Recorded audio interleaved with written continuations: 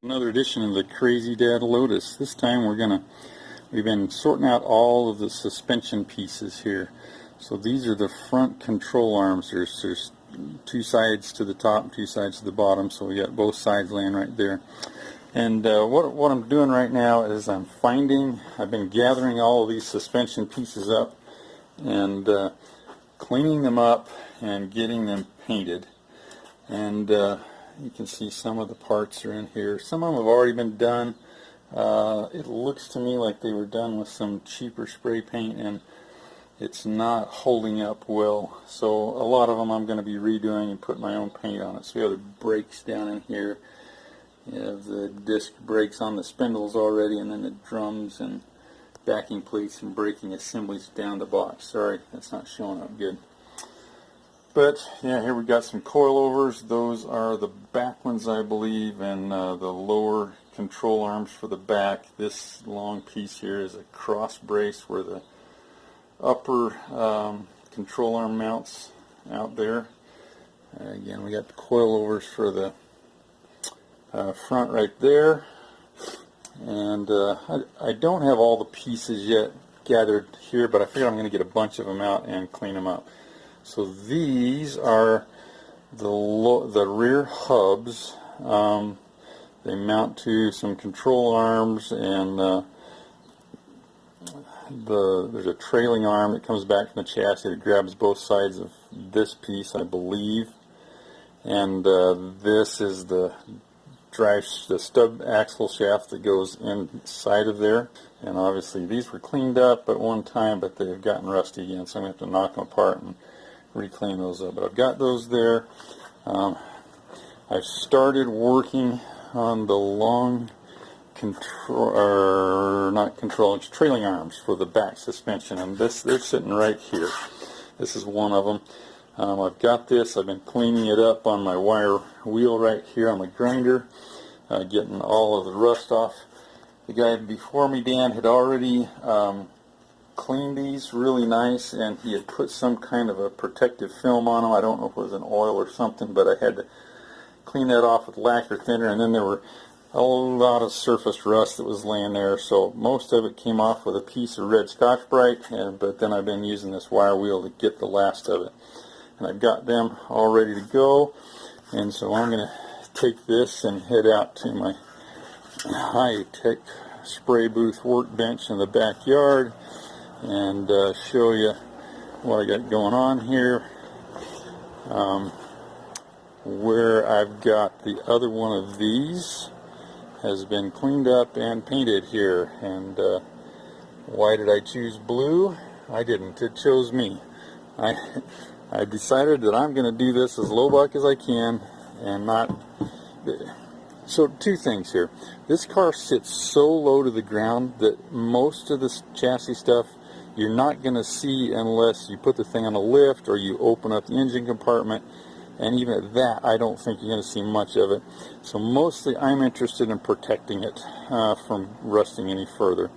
And so I just went through and I had that can of blue there, and it's a rust stopper paint that's supposed to have its own primer in it. So I'm just putting a good coat of that on there, put that on here. I've got another can, nearly a full can of blue that's similar to that. I've got some orange to use for a contrasting color that I'll use in a couple of places, and I've got some greens that are the same kind of thing. I'm going to kind of mix and match here. I may have to get some blacks or some grays or something just to kind of make it look right. I don't want the thing to look stupid, but I'm not after a show car. Remember, that's a Crazy Dad thing. We're not trying to build a show car here. We're trying to get this thing back on the road. And frankly, as I've been playing with these suspension pieces, even the rubber bushings in them are just fine condition. I'm not going to have to replace any of that stuff. So it's putting it back on the road so that it doesn't turn into a rust bucket later on down the road and fall apart and lose its value. That's what I'm after. So I don't care about these colors. I'm trying not to make it look too tacky. I want it to still look nice, and that's the direction we're going to go. So I'm going to be cleaning up those other front end parts, and some of them need a little bit of straightening. They had been in a wreck, and I got a little tweaked, but they're all salvageable. And I'm going to be taking some of these to my anvil with a hammer and working on them a little bit. If you can see these two here, this has been bent in a little bit more than this one has, and I actually don't know which one's correct, but I think that this one's closer to being right, and so I'm going to try to bring this one to match that. These two pieces here seem to have gotten more damage than the rest of them, and if you look real closer, you can see that edge is not even and straight. Well, I can take that to my anvil with a hammer, and I can take care of that and get that straightened back up, and kind of do the same thing on this one. And I'm not worried about these things. I've rebuilt total cars before, and there's a lot of heavy steel frame pieces like this. In fact, a lot of even heavier stuff, that even when it gets bent, you can straighten it if you need to. And these are such lightweight metal that I really don't think it's gonna, take me more than 5 minutes a piece to straighten them back out and get them where I want them. And so then we'll clean them up, and we'll spray some paint on them. But you can't see just by looking at these bushings, but there's no movement in them, there's no wear, they're solid, and so I'm excited about that. It's nice, because that's what I thought about this car, is that I wasn't going to have to buy a bunch of new parts for it, and this is really confirming it, because these are some of the higher wear items that you're going to see on a car. So anyway, there you have it. That's where we're going on this one. I'll continue straightening these and cleaning them, and then I'll shoot you some more video here, maybe when I get them cleaned off, or when I finish painting them or something. I don't know, but we'll do that, and then we'll go through the process of putting them back on the car. So there you go. Talk to you after a little bit. Okay, here's an example of one of those control arm pieces that I've cleaned up on that wire wheel over there, and I just love it, because that thing, it'll get 99% of the paint and the rust and things like that off of here, to where at least I've got a good surface that I can clean on. So in this area right here, I'm not too worried about the immediate center part of that, because there's going to be a bolt over it, and this is going to be sitting inside of a bracket where you won't see anything like that. And again, none of this is anything that we're really going to see, so I'm not going to get crazy with it. You can see I've got a little bit of rust back down inside of there. I can't reach it, but like I said, this is under the car. I haven't cleaned the old paint out of there, because I really can't get to it very well, and like I said, I don't care. If I was going to do this and do a real nice job of restoring this, what I would do with this piece, I would either sandblast it so I could reach down in that holes, or I would chemical strip it to get all of this stuff off of there.